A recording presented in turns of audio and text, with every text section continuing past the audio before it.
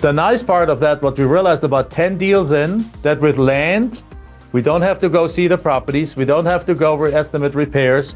We don't have to let somebody into the door with us. We don't have to have boots on the grounds. We don't have to go speak to city inspectors. We can do the research online, and we can do these deals even with my job schedule. I basically, from 11 o'clock at night to 1 a.m., I started looking for deals.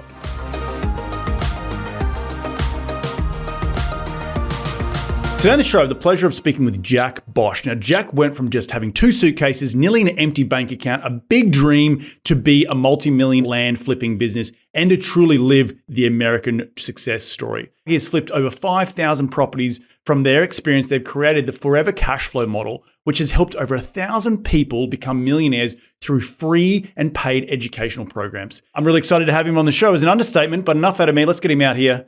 G'day, Jack. Welcome to the show. How you doing today, mate? I'm doing great, Reed. How are you doing? Can you rewind the clock and tell me how you made your first ever dollar as a kid? The first dollar as a kid, I don't think I made any money as a kid. I think I'm a late bloomer in entrepreneurship. I'm not one of these stories that did whatever, like sold eggs from from door to door I was like this little bit more, well, I like to party, right, when I was older, but in my early teenage years and things like that, I was just reading books and being more quiet and things like that. So just overall a late bloomer. And the first money I made, if I can recall it, was getting a job at the liquor store, which drinking is legal in Germany at age 16 already. So I think by age 18, I got my first job doing this part-time and putting cases of beer in people's trucks and delivering to restaurants and stuff like that. And that's to my recollection, that's the first money I made by working myself. That's awesome. Walk us through the story of early Jack in Germany. You know, did you have a career before becoming an entrepreneur? You mentioned that you're a late bloomer. So what did that journey look like? My dad's a high school teacher. School system's a little different. He taught 5th to 10th grade. And my mom's a stay-at-home mom. Nobody in my entire family has a history of being an entrepreneur. My brother actually became one just a couple of years before I became one, but that's the only reference point. That's the only other entrepreneur we have in the family. And on neither side of the family, anyone started their own business. So I only had one model to follow. And that model was you go to school, then you go to the upper school. In Germany, they have a weird system that they kind of like position you into like either like a simpler school, a middle school, or like a more advanced school. And I got to the more advanced school, and then I finished my degree there. And then it was a clear path to university because my dad was the first one in our entire extended family to go to college. So my brother was the second one, I'm the third one. And through that, I studied business, and the career plan was very clear. Go get the degree, go get a job in Germany, perhaps in consulting or something like that, work your way up and build that career in corporate Germany in that case. That went sideways when I came to the US, and basically just for 1 year. Actually, the year to come to the US was part of the career because I realized if I wanted to be, I worked part-time as a college student in Germany at a software company, and they started having an office in India. And they're starting bringing people from India in, and I've started having to communicate in English with people. And I realized just how bad my English was at the time. And so I realized I got to do something with it. It was school English. It was okay. It was conversational, but not good enough to make a career. And if you want to do a career in corporate America or corporate Germany, I realized I needed to improve my English. So I had the chance to actually do an exchange program with a university in Germany, in the United States, with one of their partner universities in the US. And I did that with a simple goal of just improving my English. And as a side note, I got an American degree by doing that. So it's like, great, I get an American degree. I show my flexibility in the job market. I improve my English. Hey, it's 3 wins in 1 year. Let's do it. Well, little did I know that 3 weeks into it, I come across this beautiful, young, smart lady that now is my wife for 23 years. And as a result, we decided to stay in the US, get into corporate America now, and realized 2 years into it that I absolutely hated it, and we wanted to break out. And that's the short story of like how I even considered entrepreneurship. That's awesome. It's such a So refreshing hearing these coming to America stories. I love them. I obviously experienced it. I did my own story, but we've all got one, and it's so refreshing. I love it. So tell me about the story into the big thing behind you, the big banner, the land profits. And we've spoken a little bit about land profits on this show. It hasn't been, I can't actually remember the last time we spoke to someone about it, but maybe you can break it down into how you discovered this as an investing niche, and then now how you go out and educate others to do what you do. So it came out of failure, really, because we're in this corporate job and we realized after 2 years that this is not what I want to do for the rest of my life, or 2.5 years. There was like sets of layoffs that are happening, and I was faced with that for the first time. I didn't lose my job, but I saw how stressful it can be to work in a company when there's layoffs left and right. And I really didn't want to be in a career path. Like that dream of corporate America, corporate Germany, of doing a career kind of like poof, because I saw that I would have to be faced with a potential loss of job probably every 3 to 5 years as the companies goes to the up and down of a life cycle of a company. And I was like, that's not what I want to do. I need to have control of my own life. So we determined, consciously say we, because we're a team, Michelle and I, we determined that we needed to break out of that. We needed to do something else, but we had no clue what to do. So we looked at all kinds of different things, business models, what to do, ran any kind of business through a set of criteria that we developed. And ultimately, we came across real estate. And we liked it because you can make money with real estate, a lot of money.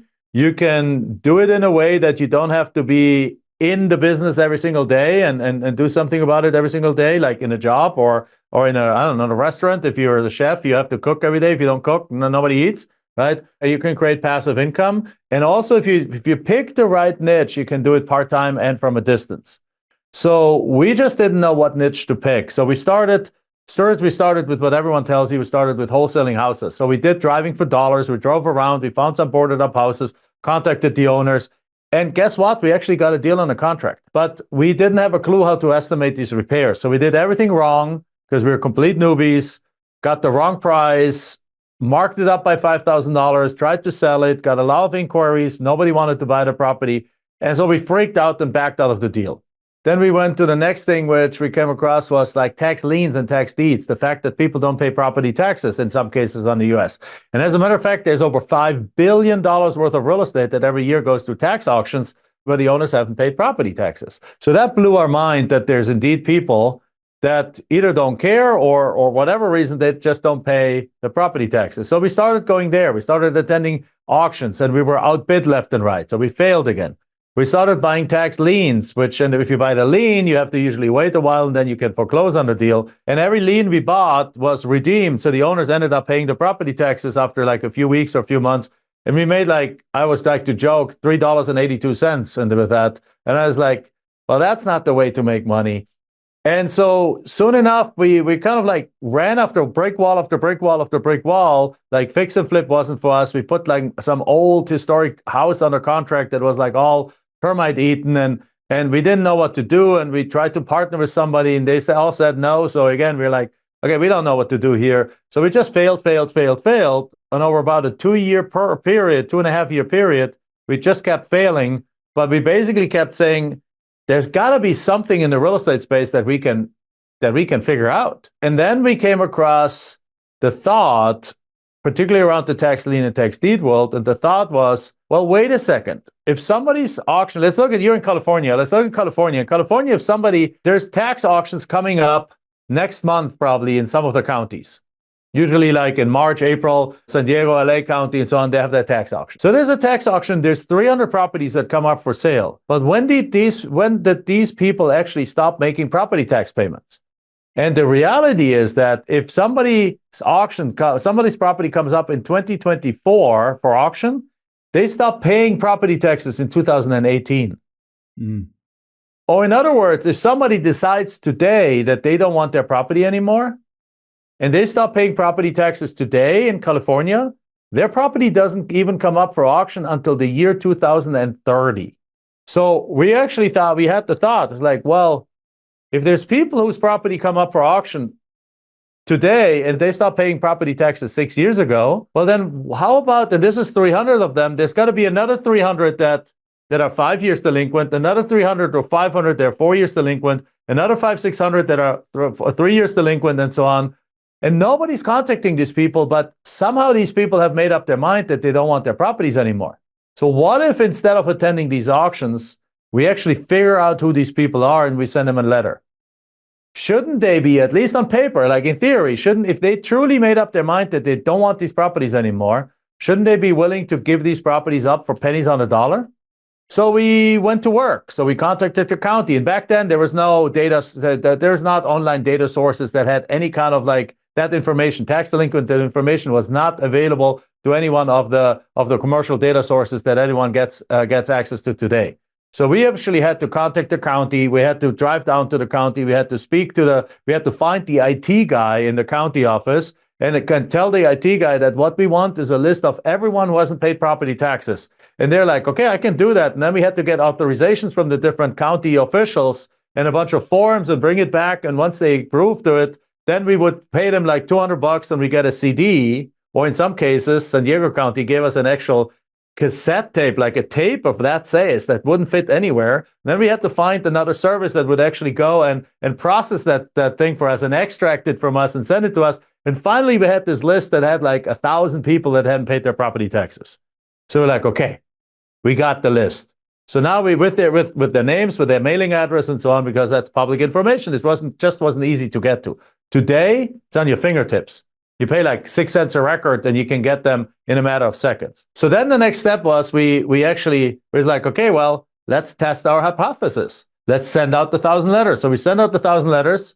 And what happens is, or actually the first time, I think we only sent out 300 letters to San Diego County. And we get like 6 phone calls back. And those 6 phone calls all own land. Not a single homeowner calls us back. Only landowners. So we're like, what do we do now with these people? So it's like, well, let's be really careful. Like one of them was a lot about outside, was a piece of land in California. And we got that deal under contract for something like $100. We just offered them $100. And we got it under contract and then basically marketed and sold it for $7,000. Made $7,000 on this deal. It was like, okay, well, that worked. Then we basically started going, okay, well, how about we do this in Arizona? We went to Arizona and we found a similar list and sent out letters, and I got another deal for $400, sold it for $4,000, and another deal for $500, sold it for $10,000. Then, and I might get the sequence ready. We might have started in Arizona and then went to California. I don't even remember. It's 20-something years ago. But the bottom line is this started to work. And we started to do, I think in the first year, while still having a job, did 63 deals and made like something like $500,000 or something like that. And we're like, okay, in that moment also our green card, our permanent residency arrived. And we were actually free to quit our job at that moment. But the nice part of that, what we realized about 10 deals in, that with land, we don't have to go see the properties. We don't have to go estimate repairs. We don't have to go talk to, let somebody into the door of us. We don't have to have boots on the grounds. We don't have to go speak to city inspectors. We can do the research online through back then MapQuest, now obviously Google Maps, Google Street View, Google Earth, those kind of things. And we can do these deals even with my job schedule, which was 100% travel job schedule. I would jump on a plane Monday mornings, fly somewhere, sit in some computer room for like 16 hours a day, go to a hotel room at 10, 11 o'clock at night. And if I just like basically, because we're so eager to get out of that job, I basically from 11 o'clock at night to 1 a.m., I started looking for deals. I started looking at sourcing lists. I started emailing county officials to get those deals. Or once we had deal on a contract, I started working on the marketing for it and things like that. So basically on the weekends, we would drive and look at some of these properties. So we basically worked it around our schedule. And the beauty of the thing was I didn't meet contractors on there. I didn't sit down with people at their kitchen table. It was all possible to do 100% remotely. And that was the ticket to freedom for us. That's an incredible story. Thank you for sharing that with us. I guess now bringing it to the present, what are you doing now? And are the same juicy deals available? The same tactics you used 20 odd years ago, are they still being deployed today? Yes, they are 100%. But obviously a couple of things have changed. Number one, very quickly, we realized that we were running out of tax delinquent properties to go after. Because most counties don't have 10,000 tax delinquent properties. They might have 500. And of the 500, you end up getting 5 deals. Great, because majority is houses or commercial. They don't respond as easy. But the land deals, there might only be like 50 land deals in there. And if you get 5 or 10 of them, then you're done. And then the auction comes and they're sold and so on. So we realized very quickly that we're running up against a wall. But then we also realized that actually there is 50 times more deals out there where people actually still pay their property taxes, but they're like grudgingly paying them. They're basically like, oh my God, there's the property tax bill again. I don't want to pay this. I've already paid for it for the last 25 years. I'm never going to do anything with that land. I don't want to do it. My kids don't want it, but I don't want to let it go for nothing. Let me just pay the property taxes one more time because it's only a few $100. Let me hold on to that deal one more year. I'll do something with it next year. And they'll never do anything with it. So I started realizing that again and again. And we started realizing that those people would also respond to our letters. And you just have to pay them a little bit more than the other ones, because the typical tax delinquent property, we would pick up between like 10 and 30 cents on the dollar. The typical not tax delinquent property, we would pick up for somewhere between 15 and 45 cents on the dollar. So as a combination, we basically pick them up between 10 and 45 cents on the dollar, but it doesn't really matter which ones you go after. That's the one thing that's changed. So it opened up what we can do. It opened up the entire volume of deals that we can go after. Second kind of thing that changed is that nowadays, today, is technology. The lists are now available at public record. You can go to DataTree, CoreLogic, all these different places online, and you can download tax delinquent data. Like it's now every source has it. It's an easy to get kind of record. Land data. None of these services you'd have any land data because nobody would go after land. Now there's enough people doing this that land data is available. But enough doesn't mean that there's a lot of competition. Just means that it's gotten popular enough, probably because we're the first ones teaching is we're the one that's generated the most millionaires in the country or in the world with land flipping. So now we actually reached out to all these services. They're like, can you add land to your offering? And they're like, well, do you have anyone that wants it? It's like, yeah, we got a few hundred students here that are trying to get land data and they're having a really hard time. And it's like, well, we have it. Let me make it available. So then now these services offer land data, and even like the websites where you sell the properties. We had to put like ads into physical newspapers to sell the land. And people would call us and we would have to send them a marketing package. And then they would call us back and say like, I want the land. Now we put Facebook Marketplace, Zillow, land.com, all these different websites that are available that you can simply put your properties up there, which really means now that you can do this from anywhere in the world in the United States. So even if like your fellow countrymen in Australia, we actually have students in Australia, like Alicia and Matt, they're doing something like 200 deals a year from Melbourne in the United States. So it works from anywhere in the world in the United States. And why in the United States? Again, because the data from a privacy point of view, the data of who owns the property, when did they buy it, what did they pay for it, what's their mailing address, what's it zoned for, are they owning property taxes, all this information is publicly available for purchase in the United States, and it costs like 5-6 cents a record. That's awesome. That is awesome. I'm actually part of a land fund, Toro Land Fund. Personally, I've invested about $250,000 into that, and it's a little bit different to what you guys are doing. It's more buying the pizza and selling the slices. So in rural settings, you go and do a plat map, and you can just sell off. You buy 200 acres, and you do 10, 20 acre parcels. Maybe put in a common road. That's it. And you can go get some really great ROIs on that. And that's been within sort of 70 miles of major MSAs in around Texas and Oklahoma and the Carolinas. So I know you're also a multifamily guy. So what are you investing in right now in terms of your multifamily assets? So in multifamily, the reason we're in multifamily is that because we make all the money in the land, and land, the one downside of land is that it doesn't cash flow, right? So what we do is we flip land. So we put under contract for cheap and immediately mark it up and sell it to somebody else. Or we do the land, we put under contract, then sell it up, mark it up to almost market value, sell it with seller financing and get cash flow for land. But even that cash flow, if somebody pays off the piece of land to you in monthly payments, so you have a property, it's worth $100,000, you put under contract, or $50,000, you put under contract for 10, sell it for 50 with a $10,000 down payment. Now you get $500 a month in cash flow, but only for 10 or 12 years, and then the cash flow ends. So ultimately, Michelle and I again looked at each other and says like, you know what? We want to build income that lasts a lifetime.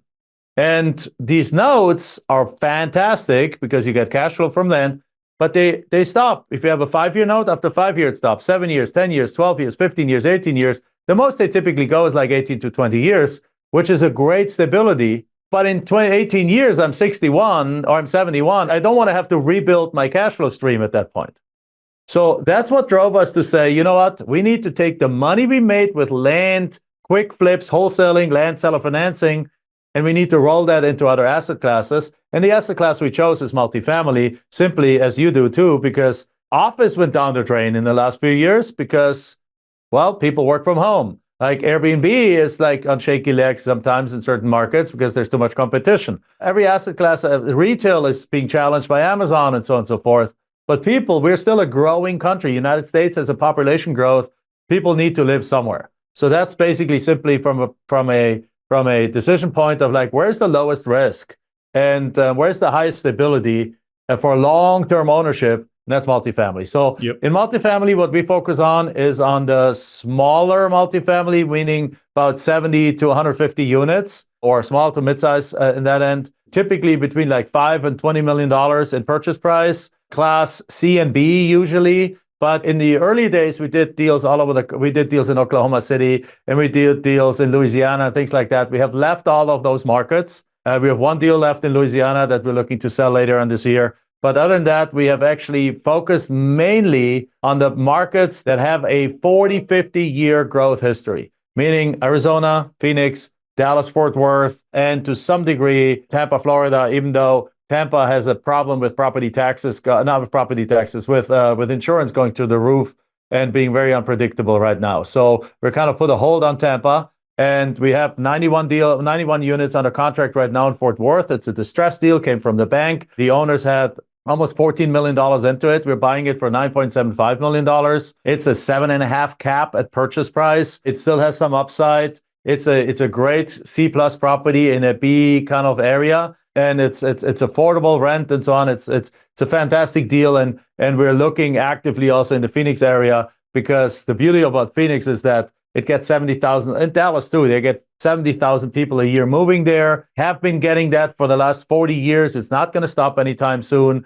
And there's very few natural catastrophes in those both markets. Particularly Phoenix has nothing. I mean, you have assets in Phoenix, so it has nothing. There's no earthquakes, there's no tornadoes, there's no hurricanes, there's none of that stuff. There's just heat, and you have air conditioning against that. So as a result, the cost of operating properties in those markets is very low. The growth factor is very high. And it just makes for a really, really good market to operate in. You mentioned that deal in Fort Worth, but how have you seen the interest rate environment affect your acquisition portfolio in the last sort of 12 to 18 months with the run-up in interest rates? And were you buying pre-run-up in interest rates?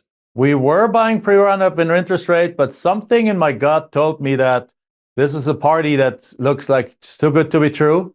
So we did not buy really anything in Phoenix or Dallas, Fort Worth during the run up of the prices, and when cap rates were like really super low and prices were outrageous. And I'm glad we didn't, because we just kept underwriting extremely conservatively and therefore pricing ourselves out of all the deals.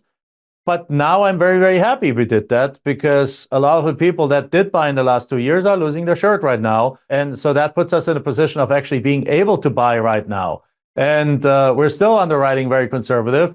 I don't think interest rates are going to be back in the 4 or 5% range in the next 2 or 3 years. I think it's going to take longer. We've been in real estate now 22 years. We've seen like the big, like if you look at what happens in 2008, 9, 10, the big crash in real estate. And real estate didn't come back up 3, 4 years later.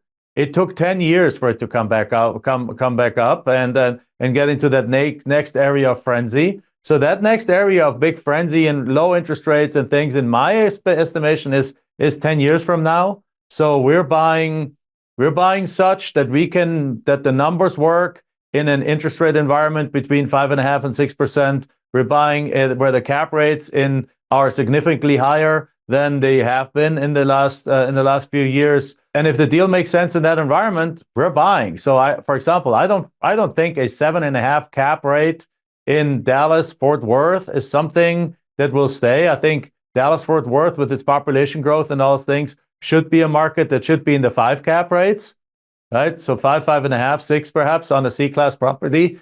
So we're underwriting this as an exit at a 6 cap.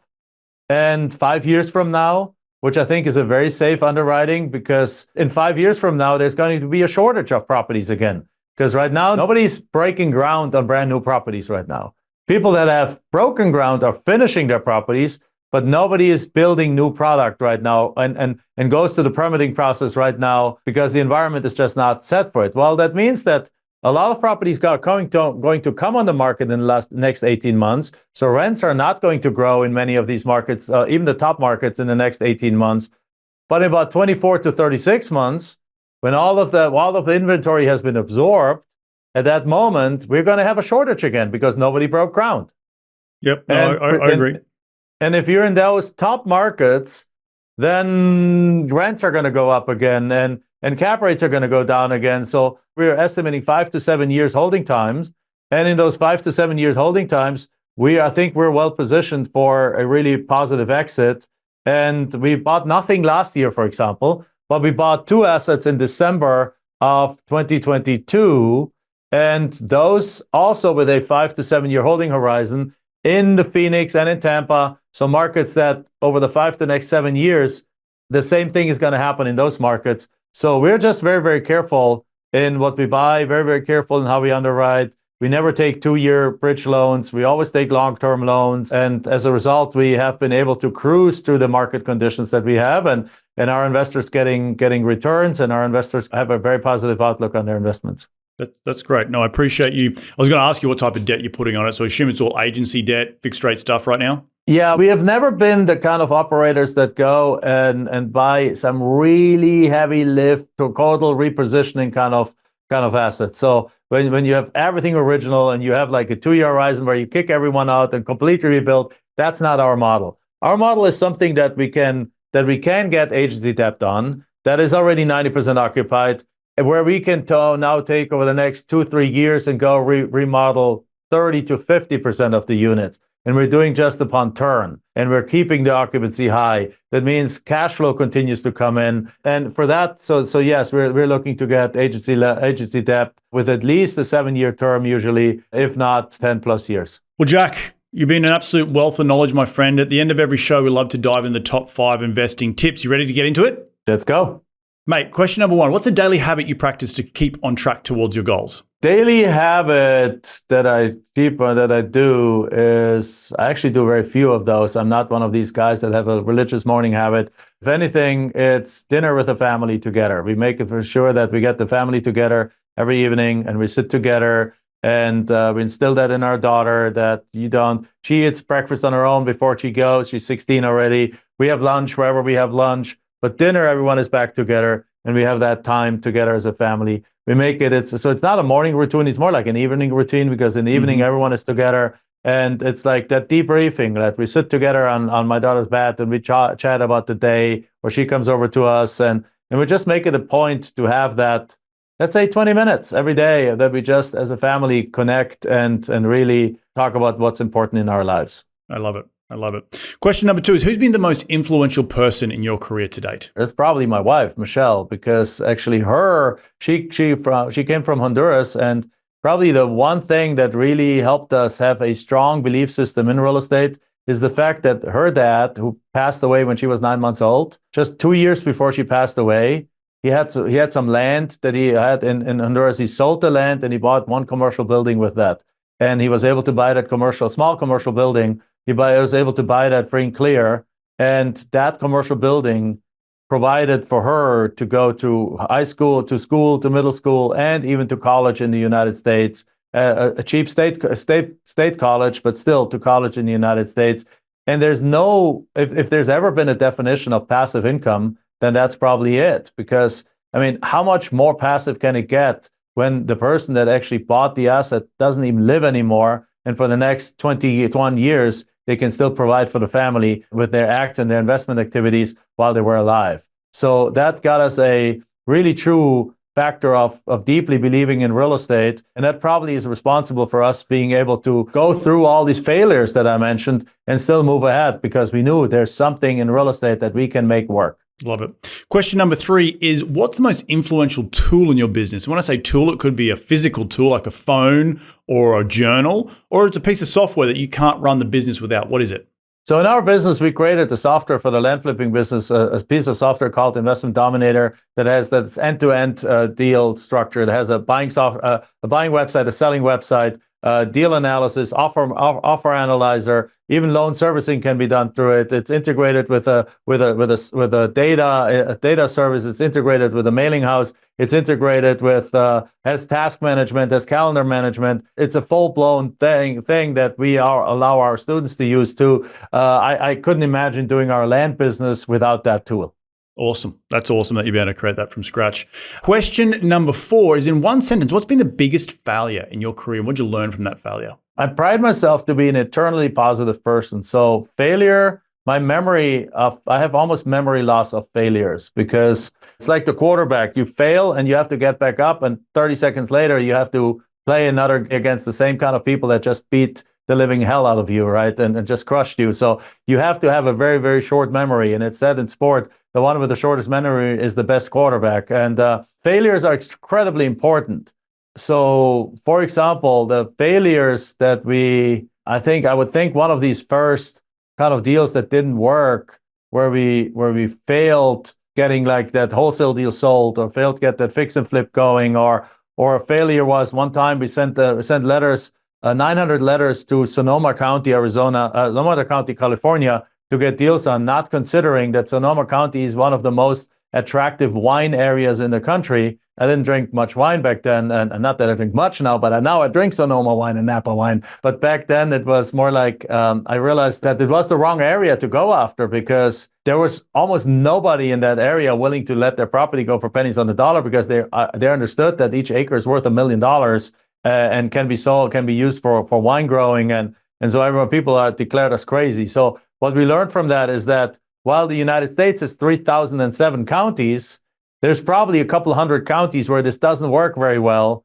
because it's a situation like that, or the exact opposite situation. So it taught us to be very much more critical about that. The county selection and the area selection, where to do this in the United States, is one of the most critical things to learn.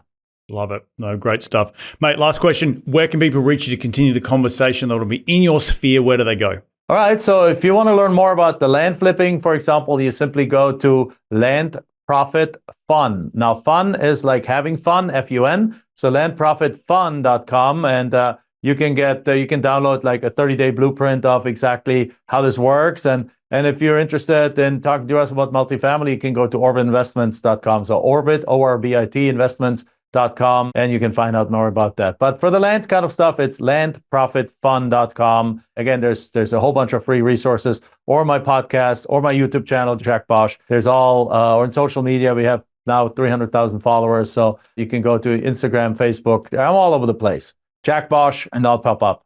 Awesome, brother. Well, look, mate, I want to thank you so much for taking some time out of your day. I just want to reflect some of the things that I took away from today's show, is that you really have a tenacity for going out and figuring it out. Like, even from your early story when you were young, coming to the United States, wanting those 3 things, be able to learn English better and be able to get an education, and then be able to propel yourself into the corporate world. And then being able to identify opportunities as you fail forward. You know, you were looking at the fix and flip, that didn't work. You failed to the next thing, and then you finally found a niche that worked for yourself. And I think that's a really key thing for so many investors starting out there, that it's not the first thing that you pick up that will send you to the moon. It might be the 3rd, 4th, 5th, 10th thing, but you've got to have the tenacity to keep going. So really, really appreciate that. Did I leave anything out that, you spoke for an awesome period of time, but did I leave anything out? No, I think that's a great summary. Yes. Awesome, and I think you're right. I compare myself sometimes to a bulldog. Once I bite, I don't let go. And basically, it's whatever it's going to take, however long it's going to take, whatever it takes, we ultimately got to figure it out. And that's what you picked it right out very, very well. Yeah. Well, look, again, thank you so much for taking some time out of your day to jump on this show. Enjoy the rest of your week, and we'll catch up very, very soon. Thank you very much for having me. We there have another cracking episode jam-packed with some incredible advice from Jack. Remember, it's Jack Bosch, all over social media. You can check it out at www.landprofitfun, that's FUN.com, or you can go over to orbitinvestments.com as well if you're on the multifamily side. I want to thank you all for taking some time out of your day to tune in to continue to grow your financial IQ, because that's what we're all about here on this show. The easiest way to give back is to give it a 5-star review on iTunes, All the show notes from today's show will be up on my website at readgoossens.com, and we're going to do this all again next week. So remember, be bold, be brave, and go give life a crack.